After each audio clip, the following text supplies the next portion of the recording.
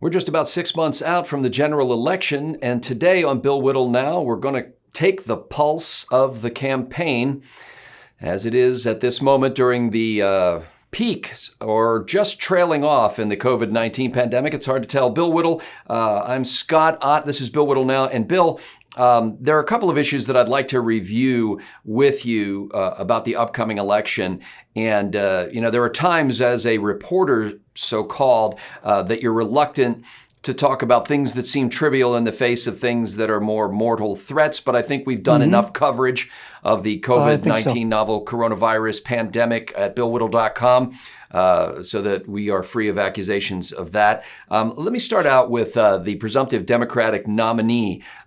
Stories continue to pile up, but are not really being picked up in the mainstream media as much of confirmations of a story by a former employee or intern in Joe Biden's then senatorial office, that she was sexually assaulted by then Senator Biden. Her name is Tara Reade. She mentioned this in a podcast in March and has continued to publicly talk about this.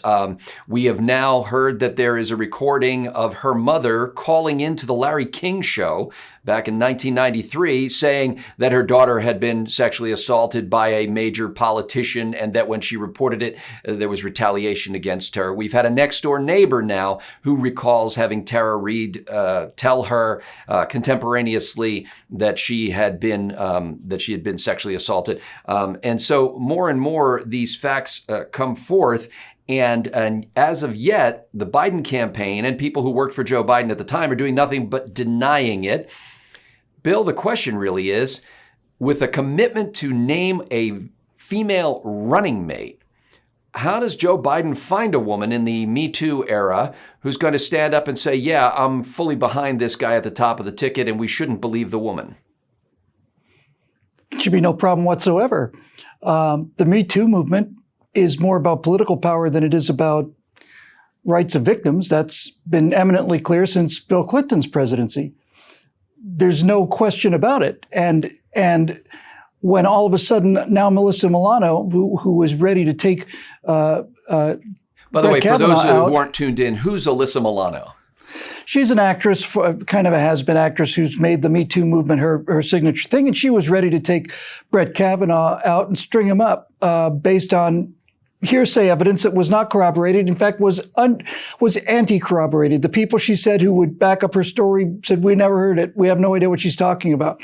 Now, all of a sudden, she's talking about, Alyssa Milano is talking about, due process and presumption of innocence and all the rest. If the Me Too movement was really about women, genuinely about women, then the Biden campaign would have been over quite a while ago. But it's not.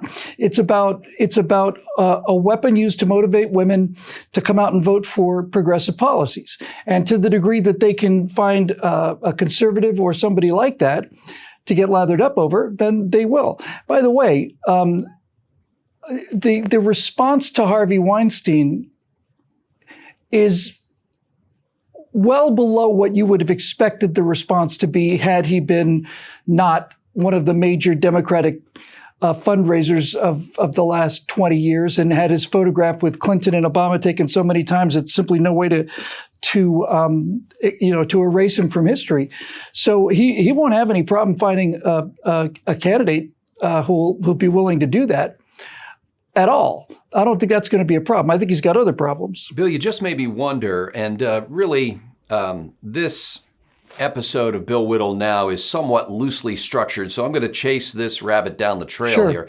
You just made me wonder the impact of having a Christine Blasi Ford publicly testify before the U.S. Senate compared with the impact of having Tara Reade on a podcast that no one's ever heard of or putting out notes on Twitter and not having that kind of platform. How much do you think that has to do with the fact that the mainstream media has utterly ignored her? Or do you think it's just purely political and this entire Me Too movement is just nothing but a hypocritical political maneuver? Well, if the Me Too movement was really about what the Me Too movement says they were about, then this would be broadcast and be front page news. and they wouldn't rest until it was front page news. But clearly that's not the case. So what other conclusions can we draw? Except that it is an expedient movement. I'm not saying the women don't believe it. I'm just saying that they have learned in the typical leftist fashion of how to put those core beliefs away when they're in the way of grabbing political power. So that's as obvious to me as anything can be. We did an episode not too long ago about how the New York Times interviewed itself about why she wasn't getting more traction early. And the editor of the New York Times said, oh, well, compared to Kavanaugh, everybody was talking about Kavanaugh. He was a hot news story. We had to go with whatever it was, no matter whether it was rumor or innuendo. It was a hot story. And that's a fairly loose paraphrase of what executive editor Dean Baquette said. However, he did say that the credibility of that particular accusation was much more prominent and had been conducted out in public, like I said, at this hearing. And so, again, I wonder if it's because of the stage more than the actor that we get this kind of attention. That's a half-truth. The credibility of Christine Blasey Ford was never, ever a check mark in her favor. This accuser against Joe Biden has far more credibility in terms of going into a newsroom or going into a police station, far more than Blasi Ford ever had. So that I don't buy that argument that Blasi Ford had credibility and Tara Reade doesn't. That's not true. It's like this is the pattern that we see again and again and again and again and again. Ted Kennedy was, I don't know if he was an actual rapist, but without question, him bragging about these waitress sandwiches and so on. Just a terrible person, an awful person. And no one said a word about it because he was the lion of the Senate. He was the champion of progressive ideals. And if you're the champion of progressive ideals, you can get away with whatever you want to. If you're a Democrat, you can get away with rape if you want to, so long as you're the kind of person who kowtows to the feminist movement and in which case they write you a pass. And this has been going on for 25 years now. There's nothing new about this. So this doesn't surprise me. In a sense, Bill, and I'm speaking now as somebody who previously was a phone volunteer on a hotline for women who are victims of rape and domestic violence. I was president of that organization. It's a small local organization in a small town in Pennsylvania years ago. And it's almost as if what you're saying is true, and if this is so hypocritically political on the part of these female Democratic politicians, then it's almost worse that this whole Me Too movement started than if it had never happened, because it's now going to be completely besmirched by the fact that somebody like a Kamala Harris or a Stacey Abrams or a Tulsi Gabbard or an Elizabeth Warren will stand next to Joe Biden and say, this is the man to lead our country. Absolutely correct. And that's exactly right. And by the way, you can't just blame this on Democratic politicians. You've got to blame every Democrat who backs the Me Too movement. Look,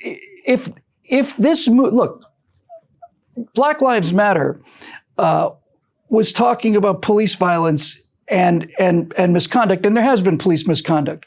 But the statistics for Black Lives Matter in 2017, 4% of all blacks that were killed in this country were killed by policemen. Under any circumstances, that's if they shoot at the police first. And so when Black Lives Matter does nothing but concentrate on police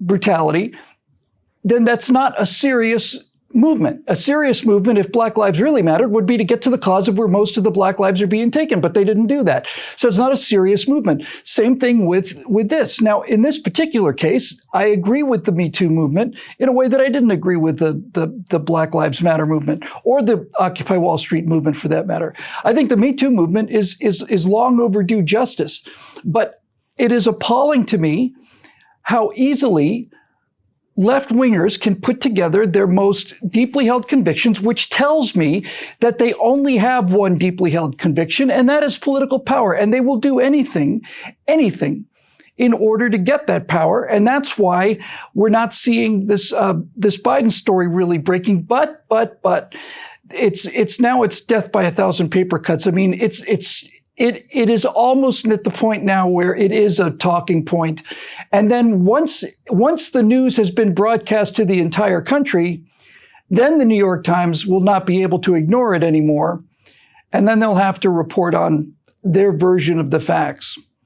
But yes, if you were a woman who's been sexually assaulted or intimidated or abused or any of that, and this movement comes up, and this movement convinces you finally, after all this time, we're being taken seriously, and then the movement just flat out is dead silent when it comes to Bill Clinton's transgressions or Joe Biden's or anybody else's, then it would make me lose faith in the movement, and would actually, if you have any intellectual or moral curiosity, you might be interested to find out that the conservatives are the one who believe this, that with due process, that if you come up with claims based on evidence and due process is observed, then we personally think that women have long been overdue for justice in this regard. Conservatives do.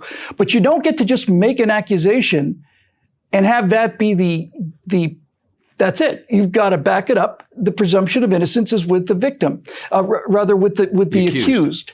Yes, and that's the kind of society you want to live in, whether you realize it or not. But these leaks now are starting to spring up so much that it is going to be a problem for Joe Biden. And listen, Scott, since we're talking about the look at the 2020 election, I have heard, that doesn't mean it's exactly accurate, doesn't even mean it's true, but I have heard that a strategy that explains not only why Tara Reade's story is being suppressed the way it is, but also explains why the Democrats are going through this unbearably shameful and humiliating charade with Joe Biden, who's clearly not capable of finishing sentences, let alone making important decisions.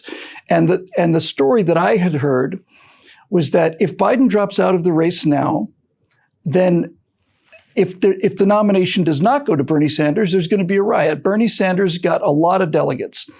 And we noticed that Bernie Sanders didn't actually concede the nomination. He simply said he's suspending his campaign. So if Biden doesn't get to the convention, then Bernie's the nominee, or else there's civil war among the Democrats. But the analysis that I heard said that if Joe Biden can get through the convention, but prior to the debates, it is possible for Joe Biden to realize that his fight against Donald Trump has simply consumed him, and he doesn't have the energy that he once does. He's so horrified by blah, blah, blah, blah, blah, blah, blah. If Joe Biden drops out willingly after the convention, then guess who determines who the presidential nominee for the Democratic Party is? I will not guess. You're going to tell me. It's the Democratic National Committee.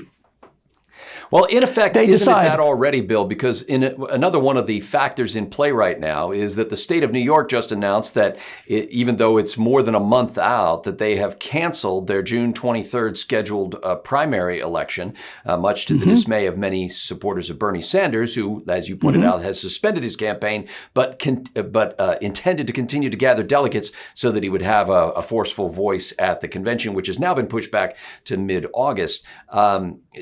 Bill, it looks like the DNC has basically said game, set, match. And if you cancel New York, I mean, that's a huge primary for Democrats. Yes. In effect, we didn't have any primaries.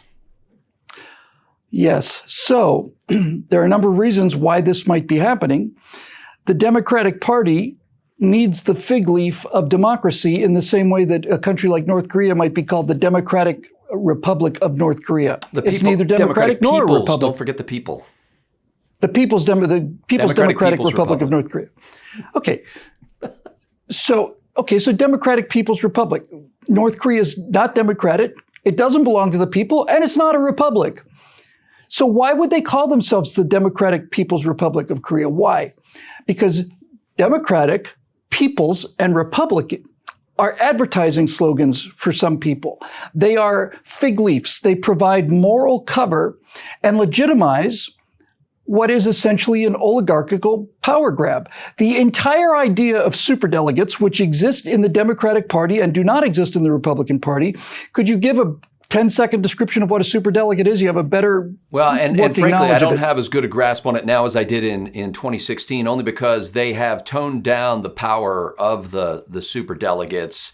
But there are elected officials who would be essentially the deciders in the case of indecision at the convention, or if it was very close. Now, Democrats have said that they have really reduced their power. But in this case, clearly Joe Biden, I don't know if he can still accumulate enough delegates with the other states that will have primaries, but you pull New York out of the mix, and that is the major population center for the Democratic Party. Of course. And there's a couple of things accomplished by that. But let's just go back to the superdelegates for a minute. They may be less powerful than they were in 2016. That's the assertion of the Democratic Party. But superdelegates are the designated hitters of politics. They're not elected by the people.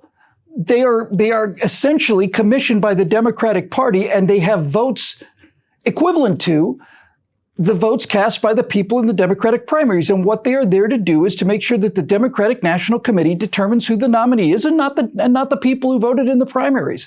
That's what they're there for, and everybody knows it. And so by canceling the New York primary, what the Democrats are doing is they're maintaining this fig leaf. They're basically saying, look, Joe Biden's already over the line, and Bernie only had 800 or 900 delegates. He would have had more if New York had a primary, but that's where it gets a little ugly for the Democrats, because they don't want Bernie Sanders to be their nominee. That's the only reason why they're trotting galvanized Joe Biden out there. What we're seeing, Scott, is the most cynical, disgraceful, and thoroughly typical power play that I've seen in my life. And so here's what I think is going on, since you asked. I think that what is going to happen is they are going to essentially remove any barrier to Joe Biden's nomination, because this is part of a binary operation that they need in order to maintain the fig leaf of being an actual Democratic Party. So my thinking is they get all of the roadblocks out of the way of Joe Biden. No more mass rallies, nothing. COVID-19 is a blessing for him. He can stay in his house and stumble through pre-prepared speeches and so on and mitigate the damage. And then come the convention, Joe Biden will be the nominee. Tara Reade will be suppressed until then. Once Biden has the nomination, then Tara Reade will suddenly start to become credible. And then Joe Biden, in my prophesying here, will be under increasing pressure to stand down. He'll make a speech about how terrible politics is and how he didn't want to be president anyway, and he's doing it for the good of the country, how deeply he regrets this transgression of many, many years ago, but blah, blah, blah, blah, blah, blah, blah, blah, blah. And then you will have a woman vice president on the ticket.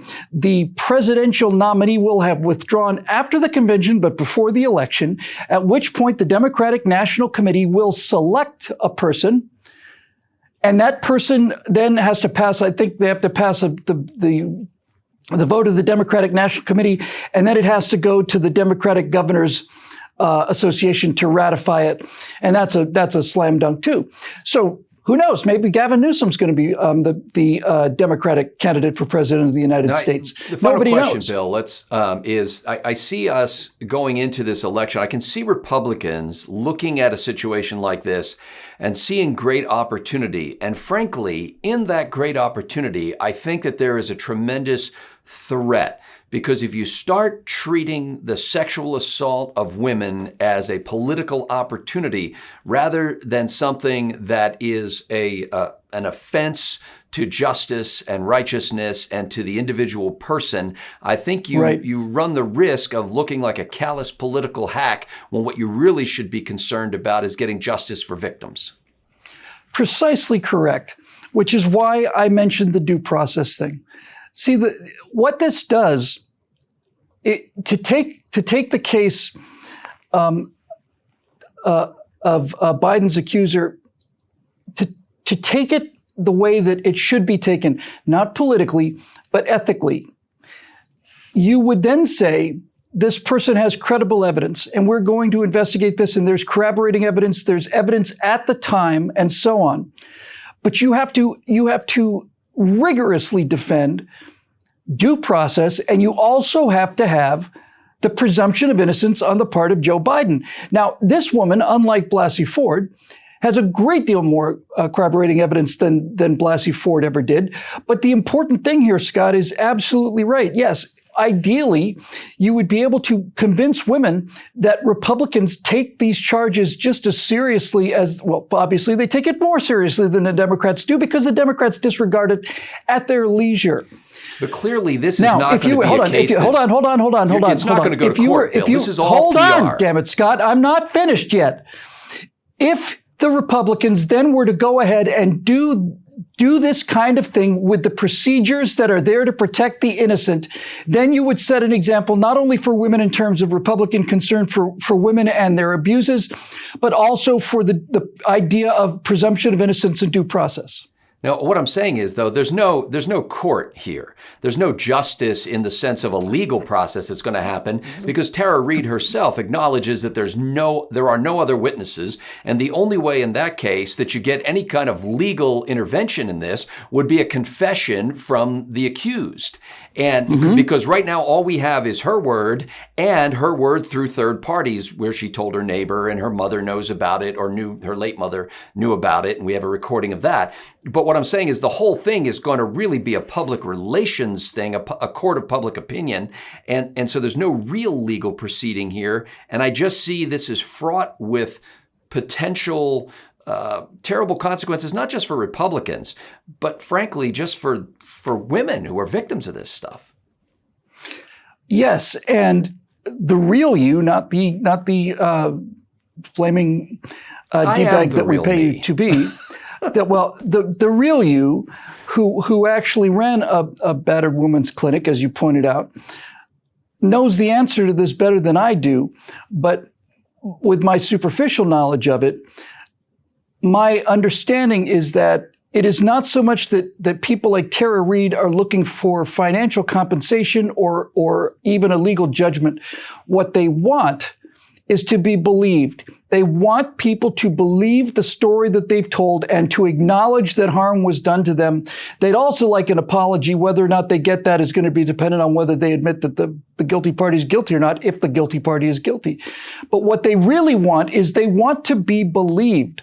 So it's not a question of a legal case. It's not a question of any kind of a judgment or damages. It is a simple case of, I have been harmed. I've been saying this for 25 or 30 years, however long it's been, and I would like some justice. And if the justice simply is nothing more than the admission that I was correct and that this person did in fact do this to me, it seems to me that in the majority of the cases of the people that I've talked to personally who've suffered this kind of intimidation, harassment, and abuse, that is by far the most important component. It's not the only one, but it is the most important one. They want to be shown that they were correct. They want the person who committed these actions to be disgraced, and they would like an apology, but at least an acknowledgement that they were telling the truth. There is nothing worse in the world. Nothing. And this is why your point about the Me2 movement being such a binary kind of a use it if you need it kind of thing is so destructive to the abused women in this country. There is nothing worse in this world than telling the truth and not being believed. And not only not being believed, but being vilified for it as well. That is an almost unbearable way to live for people of conscience. And I think that's what Tara Reade is looking for, and I think that is what's going to be used after the convention, when the Democratic National Committee will be able to simply anoint somebody and not have to deal with the Bernie issue. Because if Biden drops out before the convention, then you're going to have a fight on the convention floor. This way, it solves all of their problems, and it's just as cynical and as undemocratic as anything else this progressively Democratic Party has become over the last 20 years. Ladies and gentlemen, we are grateful to the members at BillWhittle.com who've made this program possible, and also to our friends at the Patriot Post who are in a co-promotional effort with us. We encourage you to go to the Patriot Post. We'll provide a link in the description below. If you do that, you're going to get an opportunity to receive two things for free. One is a daily news update that will have conservative news, opinion, and even humor from the Patriot Post. But the other is a free copy of the Patriots Primer on American Liberty. No charge to you. you just because you're a friend of BillWhittle.com. So click that link in the description below. For Bill Whittle, I'm Scott Ott. Thanks for watching.